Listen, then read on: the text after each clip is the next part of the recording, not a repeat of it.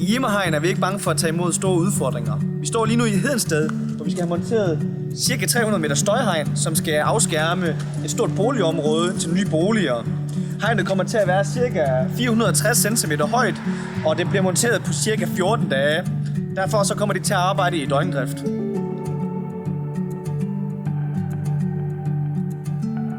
Her starter vi klokken 6 om morgenen og fortsætter til klokken 10 om aftenen for at blive færdige til tiden. Vi har 4 betonbiler på vej med beton til os.